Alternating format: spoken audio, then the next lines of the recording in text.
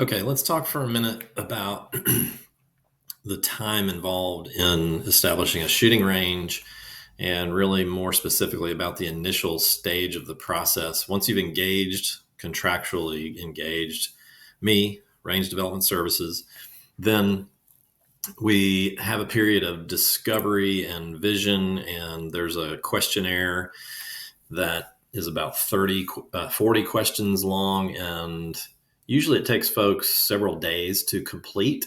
If you're alone and you can dedicate the time, might, like I say, be just a few days. If you've got a team of people you're working with, there will be the need to collaborate so that you become very clear and specific in your vision. And it's from there's more guidance and direction on how to use the questionnaire and how to go about answering the questions. But the bottom line is, for purposes of this video, it is the tool around which the budget is then built. And then not until those two tasks are completed do we start looking at property. Now, I'm not saying we won't consider sites, get a feel for what's available and pricing and that sort of thing, but to be in this discovery and budgeting phase, whether it's a $6 million project or a $3 million project or a $15 million project, we've got to sort out all of the variables that have an impact on cost, because you can make a couple of decisions that have a seven-figure implication. And to be pursuing property before we've nailed down the total building square footage, and each component has, contributes to the size of the facility from a square footage perspective, and then that's going to have an impact on the required number of parking spaces, and that'll drive our site selection decisions. Is a 2-acre site sufficient, or do we need a 6-acre site? So, and then dimensionally, you quickly get into the design of the facility. Becomes a chicken or the egg sort of dilemma, because you could produce a beautiful floor plan that just creates an amazing customer journey from start to finish, through your showroom floor, onto the range, and then through the checkout process and so forth. And then you end up with a great site that does not accommodate that particular building footprint by the time you factor in building setbacks, buffers, the parking requirements, the maneuvering requirements. Is a fire lane going to be required to go all the way around the building, or can it be can you accommodate fire apparatus in a different and more creative way? All those issues are to be determined based on the site.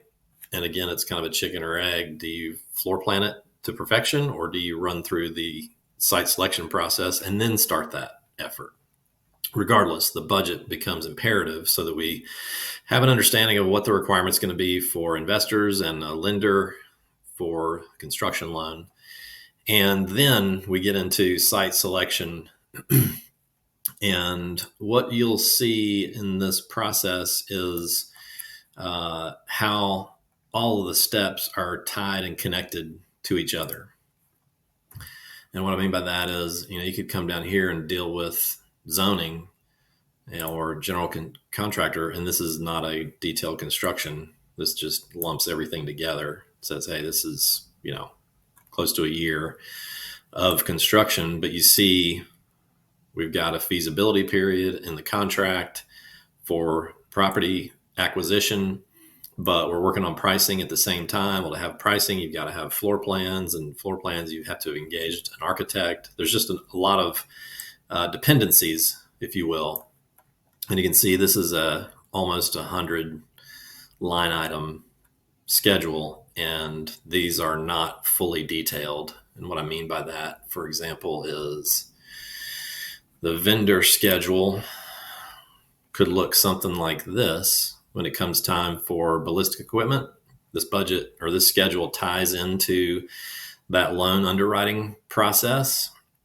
And then the contract with the ballistic equipment and Range HVAC and other vendors all needs to be factored in terms of the steps of engage when their contract is signed, engaging them, paying their initial fee deposit, and then subsequent fees to be paid for production and purchase of equipment, and then shipping, and then install. All of that gets layered into that other larger schedule that I was showing you just a moment ago.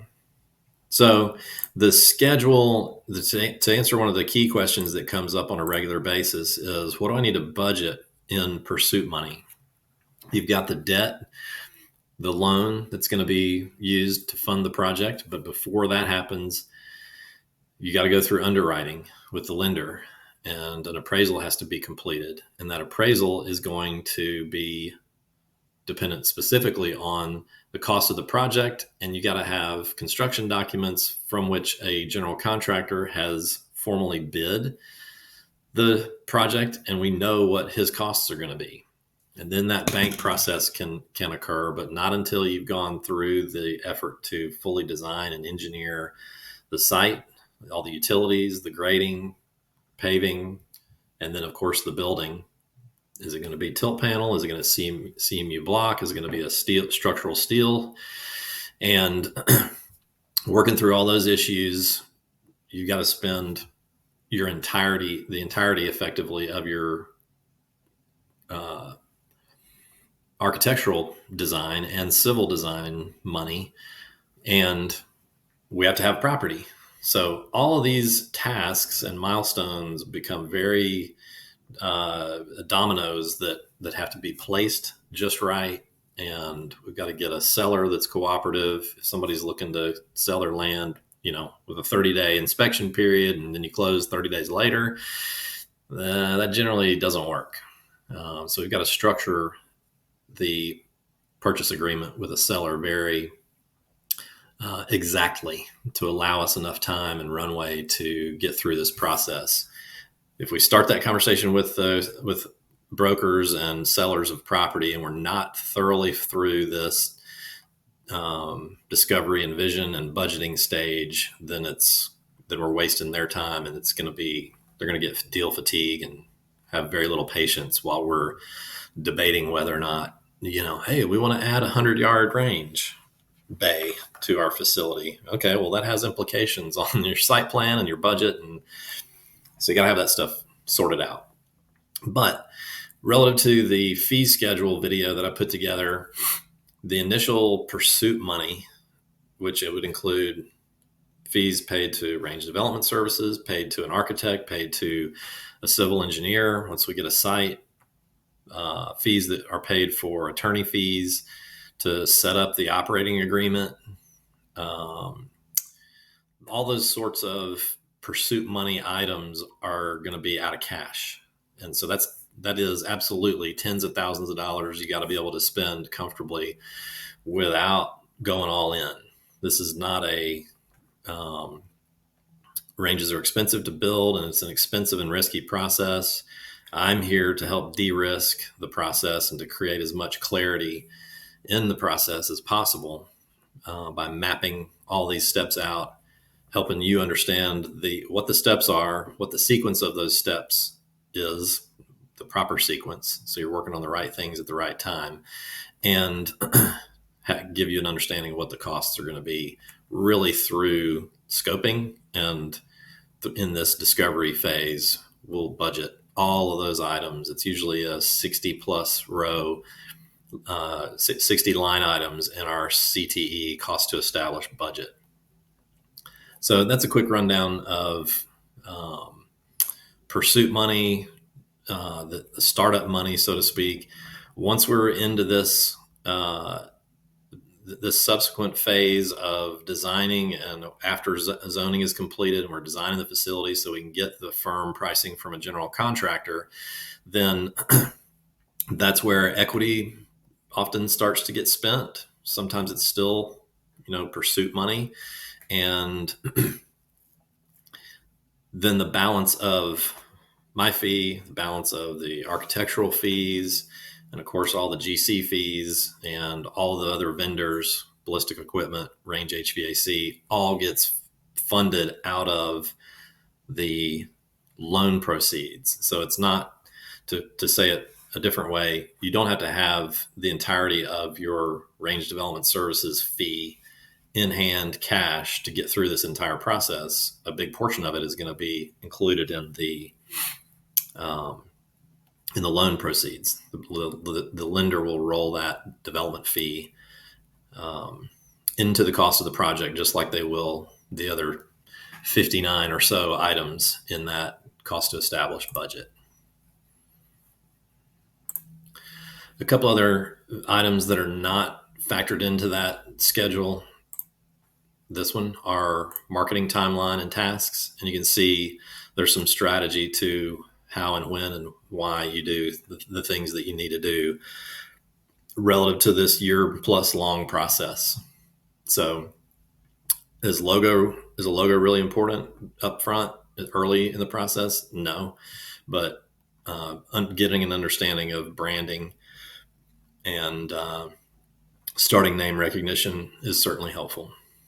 So there's a lot of steps here that lead up to grand opening and soft opening, and from a marketing perspective, and then there's a map of tasks that need to be done. So having all that mapped out and quantified, so that while all these other issues relative to the physical construction and development of site and so forth are happening, there's also the business operations tasks that need to be considered and again mapped out and scheduled, so you're not caught with a brand new building, brand new business, and you got issues with trying to really launch in a strong and healthy way, because the first impression is certainly a lasting impression. I hope that's helpful.